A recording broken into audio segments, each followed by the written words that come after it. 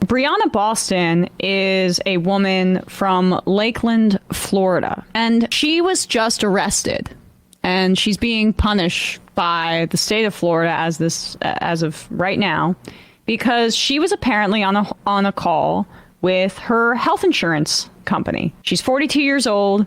She was talking on the phone with no record, I would say, a representative from Blue Cross Blue Shield, and then apparently she said on the phone, after her claim was denied for medical care that she needs, she allegedly said to the representative on the phone call, "Delay, deny, depose, you people are next."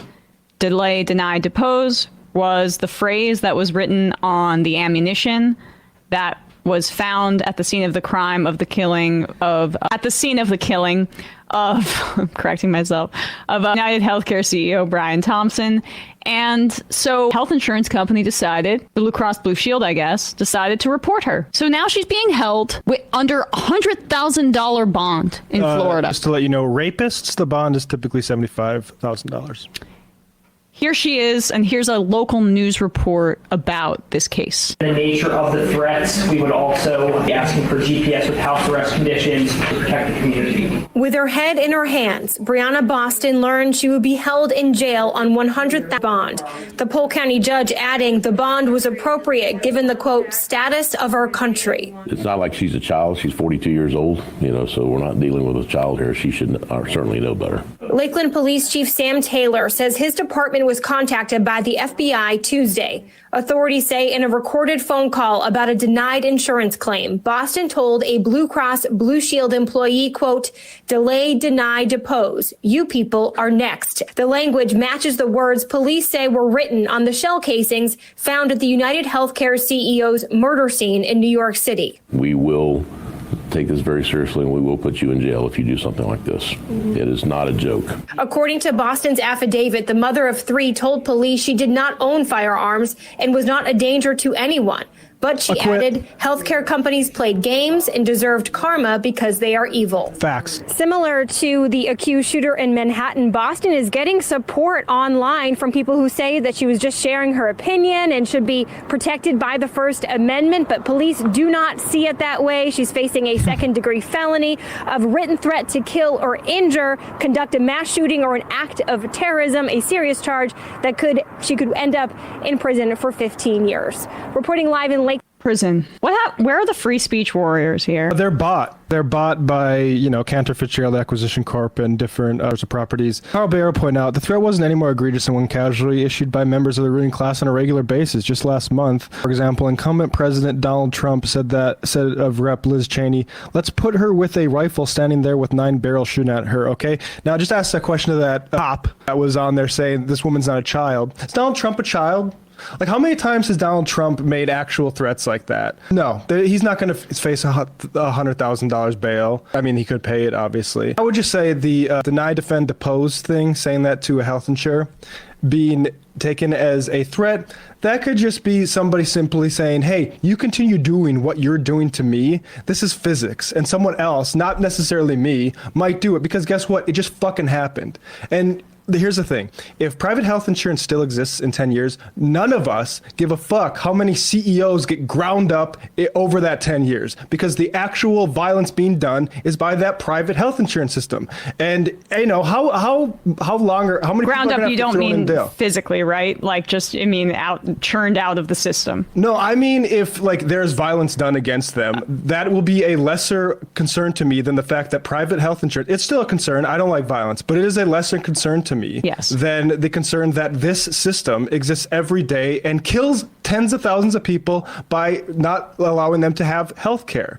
We have a working class that lives a decade less than these rich motherfuckers who get to say anything they want. Yeah. And the reality is how many times have, I don't know, people receive death threats, specifically women, I would say. Elon Musk Twitter. Or rape threats. I know I've gotten a bunch. I know a lot of other female creators have also received that kind of harassment.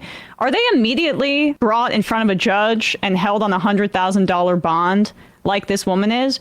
Or is the real reason that our police is constructed as it is it's there to protect private property and it's there to protect business interests. And that's as obvious as it gets, just right in front of us right here. And specifically about like what constitutes a threat. Talia Levin made this point. There's no specificity about time or place or target. I mean, I guess when she said, "You're next," right? But she was on the phone with an anonymous representative, or "You people are next." So she didn't even say "You're next." What that was would told to her on that call is way more a problem to me than what she said in frustration in response to it. Right. I think that's right. Like, and anybody who can't understand that somebody can't say, "Hey, like, I am very frustrated here. I am confronting evil system," and I'm not even allowed to say, "You might have it coming." Maybe that's the free speech America. I mean, how do we look at like China and gloat at all about like freedom of people to express themselves? And I mean, also, I just gotta say, the threat, there's no immediacy to what she's saying. Like, "You have it coming" is not a threat. No. A threat. It could be a good warning. Hey, look, I would never do anything like that, which I don't think she would have. I would vote to acquit every single charge placed to this woman. That could just be looked at as, "Hey, do you understand what you're doing to all of us? What kind of feedback do you need? How many elections do Republicans need to be corrupted by private insurance Democrats? Like, how much of these sorts of incidents does the mainstream press need to see where their audience is like, actually, I don't really give so much of a fuck about that. I'm more concerned with the evil system that everyone is being driven insane by. I'm more concerned about that still." Vigeland PD has had issues in the past. I'm sure you're not surprised to hear that. But this is an injustice. And I mean, I'm sorry, but it's class warfare. Yes. That's what that is. That's what that judge meant. And Ryan Grimm even made the point. Also, this is the same point I'm making, but this mom never said herself was going to attack an insurance executive. She said that if they continue treating people like that, somebody will, which is just her prediction, not a threat. It's similar to what Warren said, and Warren was right. You can only beat people down for so long. It's not a threat. It's just a fact. And who was really harmed here by this supposed threat? Who was harmed? Nobody, right? Because a crime, there's supposed to be some sort of harm. The only person that was harmed in this instance is the woman, who is now going to lose even more money, right? It already began. Think of her family. Right. It already began with her getting a claim denied. And so then she made that case. And now she has to go through a protracted legal fight, which will also immiserate her because the state decided to take the side of a corporation because of some aside that she made. And like, I'm not even going to blame the person working on that phone line. I'm sure there's some sort of corporate directive right now from every health insurer like Blue Cross Blue Shield. But that's why the system is corrupted.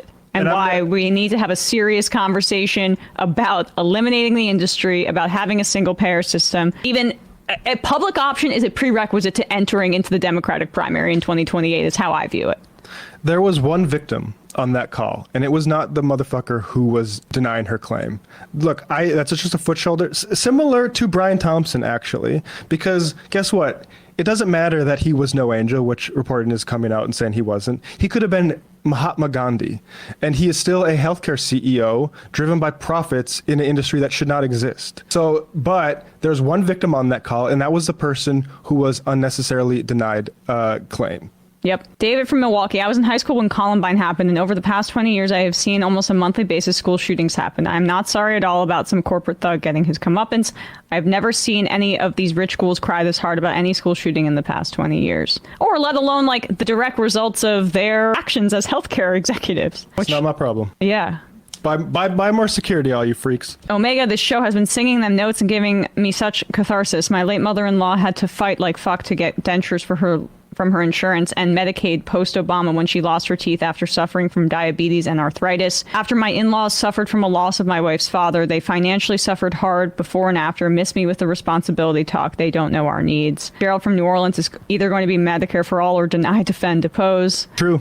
I'm sorry. There's no way around this. Like, this has to be addressed, confronted, and we have to move on past these companies. Madman Sam, you hear domestic abuse cases all the time when the woman calls the cops because their partner repeatedly threatens to kill them, and the cops say that they can't do nothing. Of course. Until they actually try to kill them. Uneffing believable. That's exactly correct. Number 13, time for us all to go to prison too. F this. I will say deny, defend, depose in some contexts if that's in my future. Timothy Chalamet. It's going up in graffiti everywhere. Deny, defend, depose. It is.